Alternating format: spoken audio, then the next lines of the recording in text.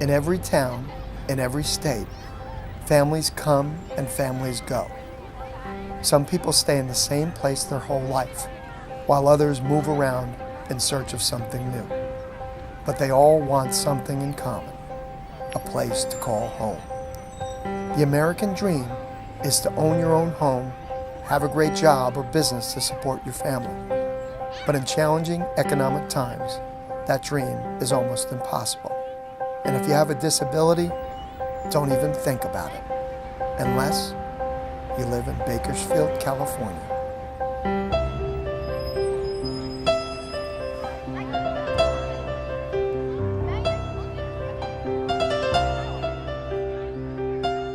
I've been a single mom for almost a year now, and I was married for 12 years.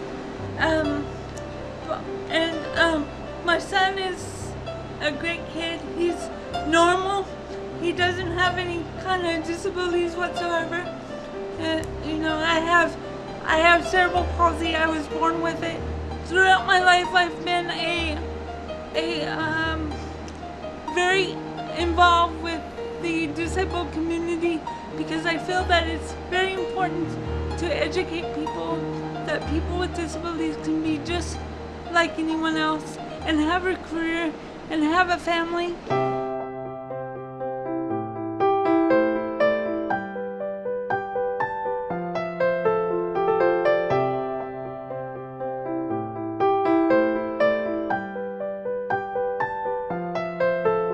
In September of 2008, Dr. Clark from Kern County Regional Center approached me about producing a documentary about adults with disabilities owning their home for the first time. And I said, well, why don't we do a workshop and I'll train adults with developmental disabilities to shoot it and produce it. And that's what we did, and that's what this film is about. As you know, this is a workshop, it's a filmmaking workshop.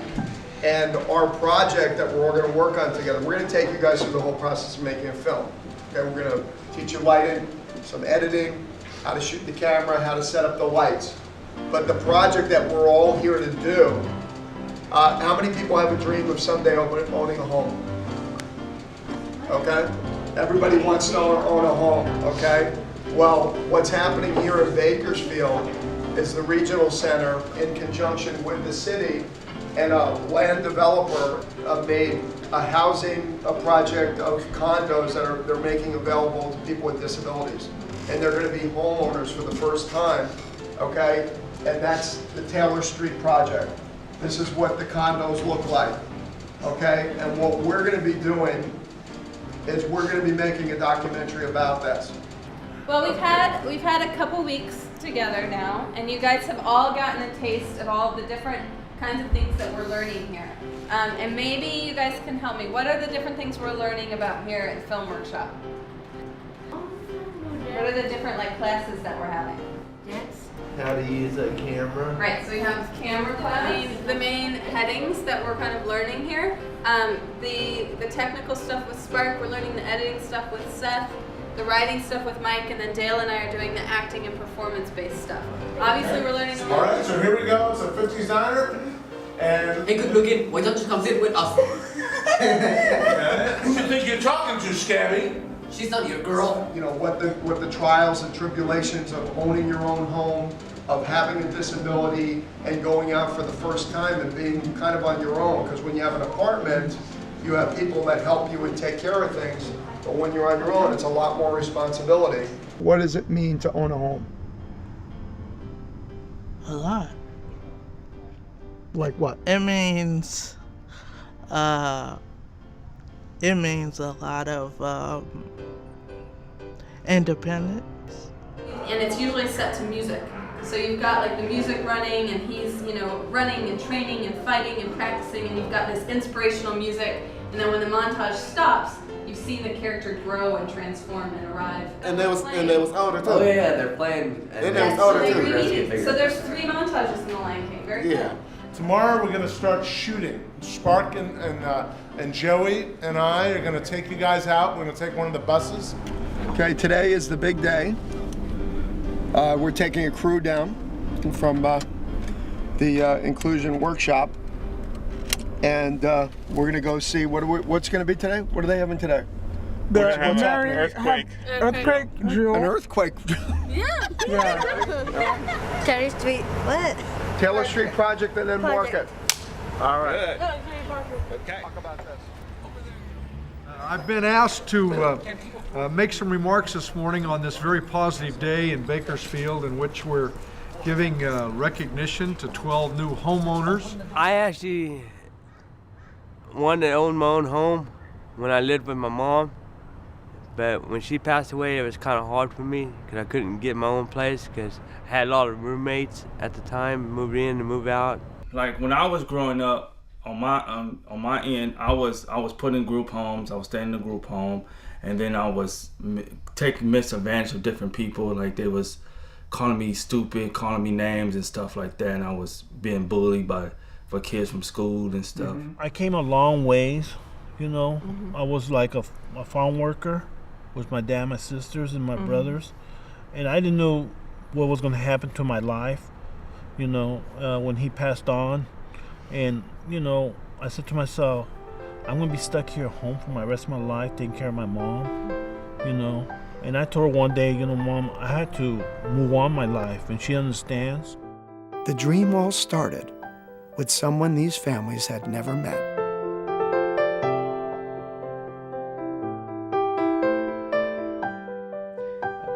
In the beginning of 2006, a project, an opportunity was brought to me of an apartment complex that was in the process of being converted to condominiums in Bakersfield, California.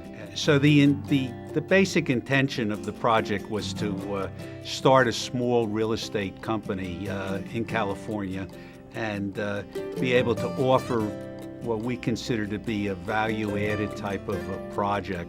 Bakersfield is a relatively conservative area that family values are still held pretty widely within the community, that it's only been in recent years that there's been a widespread notion that we are a community of lots of different colors.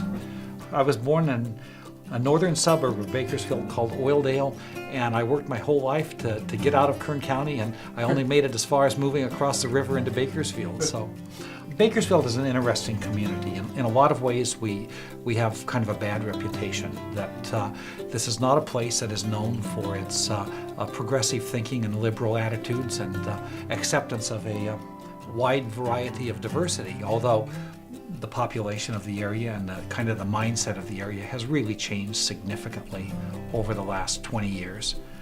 And one very, very good thing about Bakersfield is there are lots of organizations in the community that are less bureaucratic. Bakersfield may be old-fashioned, but I've never worked with a community like this, where everybody gets involved. Goodwill, the Arts Council, the schools, the districts, the regional centers, everybody cares about people with disabilities and just the community in general. That's why it's no surprise that we're doing this project. We still have more of a small town mindset, and so we end up with lots of different groups communicating with one another, working with one another to do things in coordination that help impact the lives of people. My position is the Economic Development Director for the City of Bakersfield, and part of my responsibilities includes encouraging and creating affordable housing opportunities for our citizens, and that also includes our special needs citizens. There are over 3,200 developmentally disabled adults currently living in Kern County. Over 2,400 are living in group homes or with their families. A handful of this community were about to get homes of their very own, but no one could have predicted the obstacles ahead. Well, you do that, Michael. Oh, I thought it was her job. No. Okay. It's your job. You're going to take it away in a minute. Okay. Okay, slate in, open it up. Very good, and mark it. About 2 years ago, Mr. Bob Brenner and one of his partners came to see me. They had purchased an apartment complex and converted it to a condominium units, and it was right as the market was starting to take a downturn. We listed the the condominiums at a reasonable, we thought a reasonable price of $169,000, and we started marketing. We put ads in all of the local papers, and we had no takers. Meanwhile, while Bob the developer was having problems selling the Taylor Street condominiums, there was an underrepresented, underserved, disabled community right here in Bakersfield who needed and wanted a place to call home. We don't know how it happened. We got back to contact. We started talking, and then I started talking on the phone. And I said, "You need to come to the hatchery."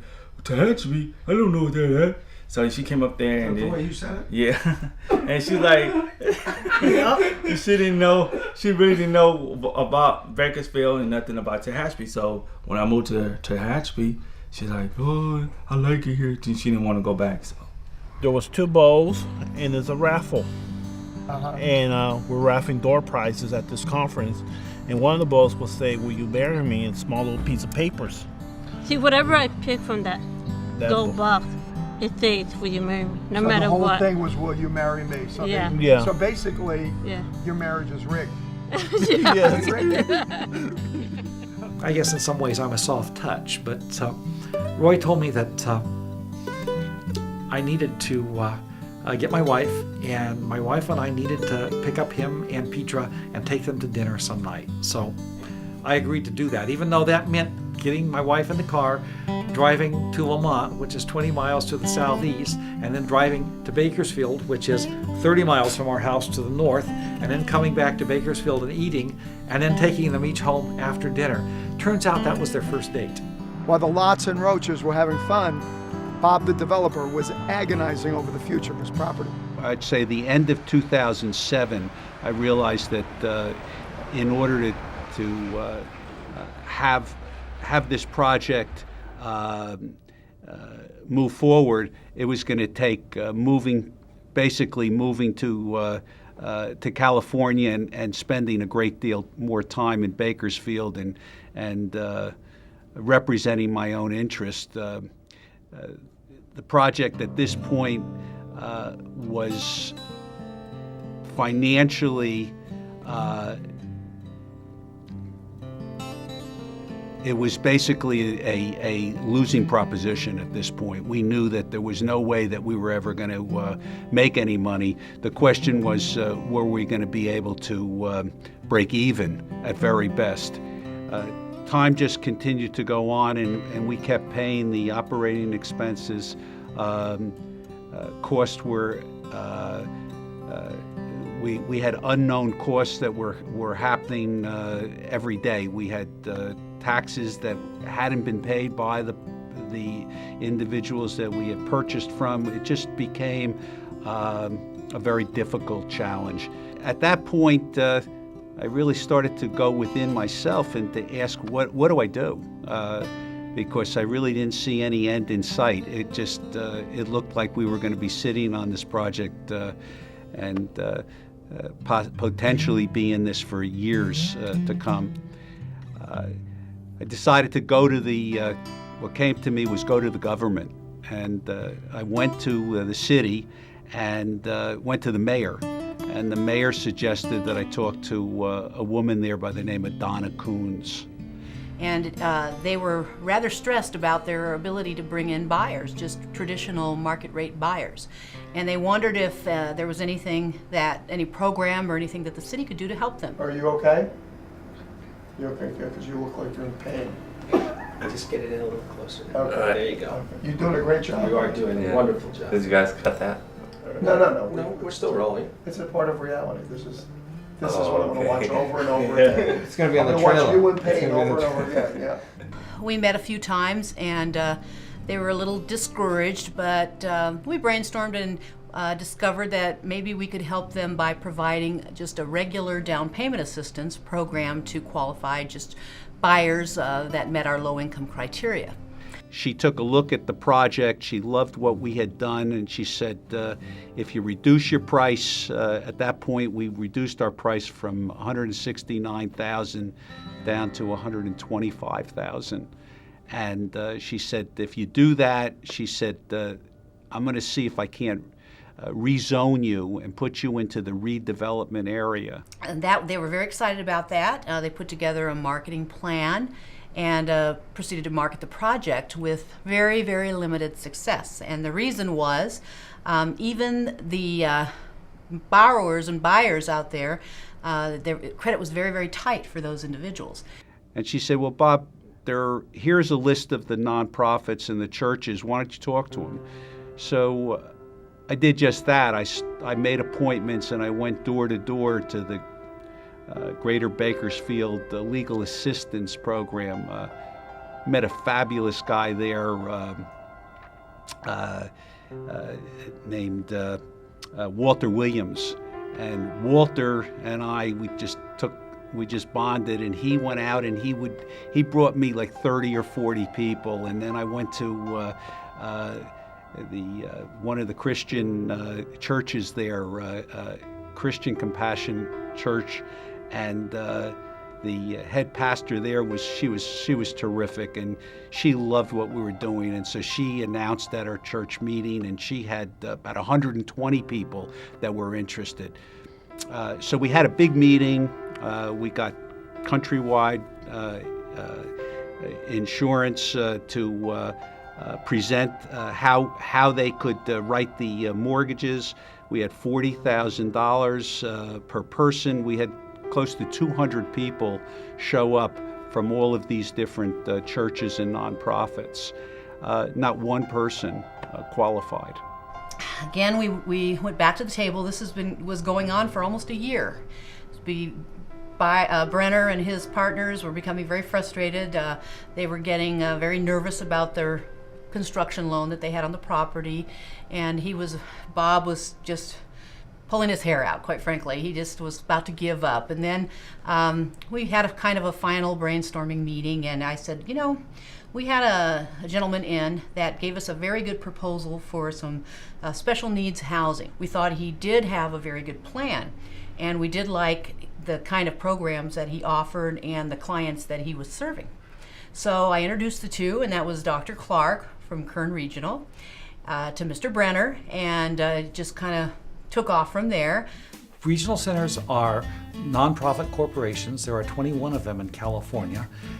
Our reason for existence is to contract with the Department of Developmental Services, State of California, to serve people in the community, people who have developmental disabilities.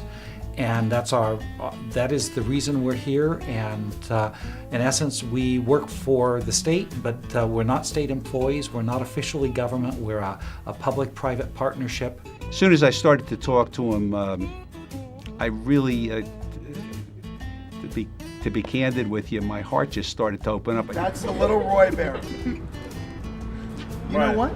If you had ears like that and a little cap, you guys would look a lot alike. I said, if